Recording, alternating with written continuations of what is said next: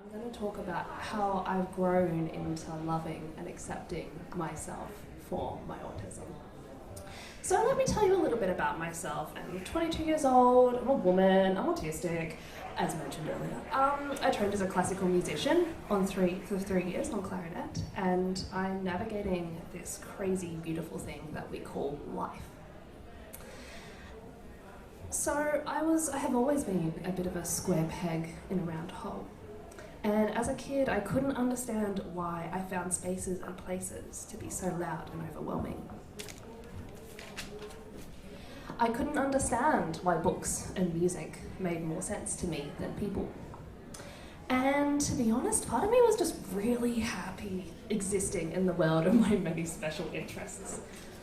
So I was a bit different, and this had to be pointed out to me because I thought I was normal and that everyone else around me was just a bit strange. But when I was 18, I was finally diagnosed with autism, and it was a relief. I finally had an answer as to why I had struggled so much as a child and as a teenager.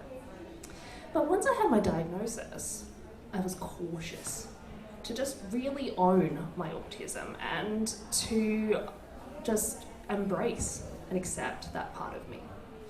I was worried about how it might affect my career, how it might affect my prospects and my ability to achieve my dreams. And it's been a long journey over the last 4 years to grow into my autism and to love and accept this part of me. I now see my autism as a gift that can support others with similar experiences rather than something that I need to hide out of fear.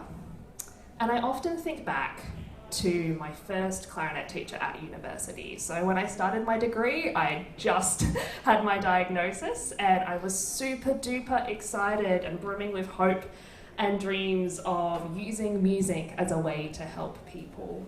Or if that didn't work out, I would just be a very serious clarinet player, classical musician working in some orchestra. But underneath it all, I was hiding my newfound understanding of my autistic self. And I remember that lesson. I remember my teacher, and I was so nervous because that day I decided that I was going to disclose and I was going to tell my teacher that I'm autistic. And I waited until the end of the lesson, and I had my eyes down and I started a bit and I said, I'm autistic. And he said, oh, me too. And I was so relieved. But then he turned to me and said, but please keep this quiet. I don't want people to know. And I said, sure, as long as you don't tell anyone that I'm autistic. And I walked out of the studio, thrilled and overjoyed. I wasn't alone, finally. There was someone else like me. But throughout that year, my teacher helped me to say I can to many challenges that I faced just as part of my degree. And I will be forever grateful for his vulnerability and his openness in sharing that part of himself. But I also mulled over that conversation and the fact that he didn't feel comfortable or even safe to be open and be his true, full autistic self. And that conversation has made me want to change this. Because if we can't be brave, and if we can't take each opportunity to be our full selves, then we can create a space in a world where everyone can feel safe to be themselves, autistic or not.